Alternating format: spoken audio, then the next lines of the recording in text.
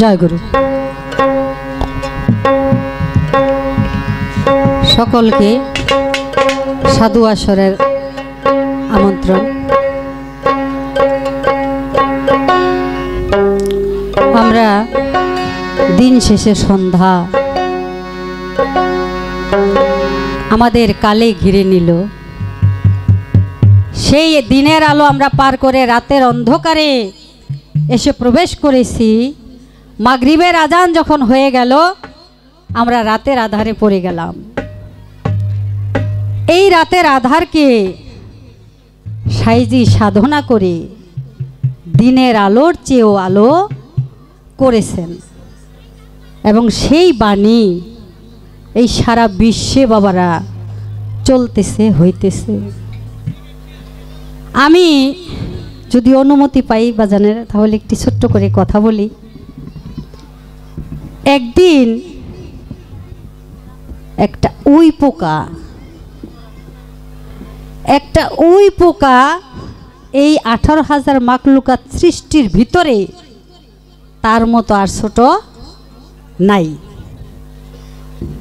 We পোকা বলতে যেমন অনেকের আগে আমরা দেখছি ছোটবেলায় নাবিত হয় সাদা সিন্দুরে, এইটারও দেখেন হাত আছে, পা আছে, চোখ আছে, মুখ আছে, নাক আছে এবং সে আহার করে।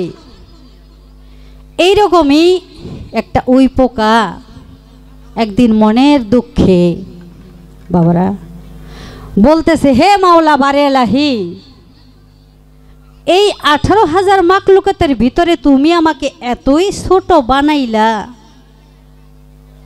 তারা এত বড় বড় জীবজন্তু, 18,000 মাকলুকাতের শ্রেষ্ঠ মানুষ, তারা ডাকলে তুমি শুনবা, তাদের ডাকে তুমি সাড়া দিবা।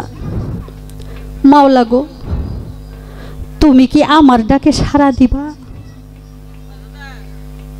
আমাকে কি তুমি দেখো? আল্লাহর আরশটা থরথর থরথর করে বাবা কাঁপছিল সেই দিন ওই পোকার ডাকে। আমরা হাদিসে পাই। সাথে সাথে আল্লাহর ফেরেশতাকে পাঠাই দিল, হে ফেরেশতারা, তোমরা কি শুনতেছ না আমার ওই পোকা যে আমাকে ডাকতেছে? তুমি ওকে আমার মেহমানখানায় মেহমান করে নিয়ে আসো। আমি তাকে নিমন্ত্রণ করলাম। সাথে সাথে ফেরেশতারা গিয়ে ওই পোকাকে বলতেছে, এরে ওই পোকা, তোকে আল্লাহ মেহমান করে আমাকে নিয়ে যেতে পাঠাইছে, চল আজকে তোর বেহেশতখানায় দাওয়াত। ওই পোকা বলতেছে, আল্লাহ আমাকে মেহমান করে নেওয়ার জন্য পাঠাইছে। আল্লাহ কিছুক্ষণ আগেই তো আমি আল্লাহকে নিয়ে আফসোস করলাম যে আল্লাহ আমাকে দেখে কিনা, আমি পৃথিবীর এতই ছোট। ঠিক আছে, আমাকে নিয়ে যান। ওই পোকাকে হাতের তালুতে করে নিয়ে গেল। নিয়ে বলতেছে, আল্লাহ আমি তুই পোকাকে এনেছি, এখন কি করব? যে তুমি আমার শ্রেষ্ঠ মেহমানখানা যেখানে, সেখানে ওকে খাবার দাবার দিয়ে ও যা যা দেখতে চায় ওকে দেখাও। আল্লাহর হুকুমে দিদি, আপনাকে উদ্দেশ্য করে আমি এই কথাগুলি বলতেছি, কারণ আপনারা হইলেন মহা সমুদ্র সাগর। আপনাদের সামনে আমি একটা উই পোকার সমান। আমি বলার উদ্দেশ্য এটাই, পরে আসি। তখন সে সমস্ত বেহেশতখানা দেখে ঘুরে ফিরে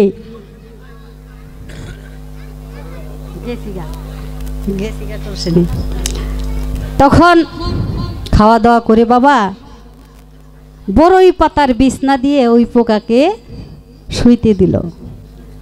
ওই পোকা আরাম পেয়ে বেহেশতের খানা খেয়ে বেহেশতের প্রেমময় বাতাসে সে ঘুমাইসা পড়ল।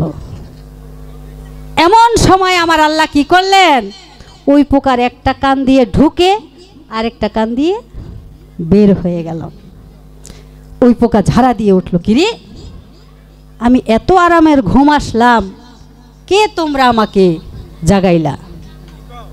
আল্লাহ দরজায় গিয়ে হাততালি দিয়ে বলতেছে, হ্যাঁ রে ওই পোকা, আমি নাকি তোকে দেখি না?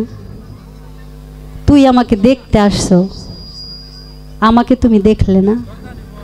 আমি তোমার একটা কান দিয়ে ঢুকলাম, আরেকটা কান দিয়ে বের হলাম। যে মাওলা, তাহলে কি তুমি আমাকে আর দেখা দিবে না? দেখাই বা দিবে না, তাহলে আমাকে মেহমান করে আনলে কেন? বলল, ওই পোকারে, তুই যে ডেকেছিলি এতই প্রেম ছিল ওই ডাকটার ভিতরে, আমি আল্লাহ সহ্য করতে পারি নাই, তাই তোকে মেহমান করে এনে আমার সমস্ত বেহেস্ত খানা দেখাইয়া তোরে খাওয়াইয়া দাওয়াইয়া আমি তোর একটা কান দিয়ে ঢুকলাম, আর একটা কান দিয়ে বের হইলাম। আমি মাওলা এমন কিছু বাকি নাই, দেখি না, আমি শুধু প্রেমের কাঙ্গালি।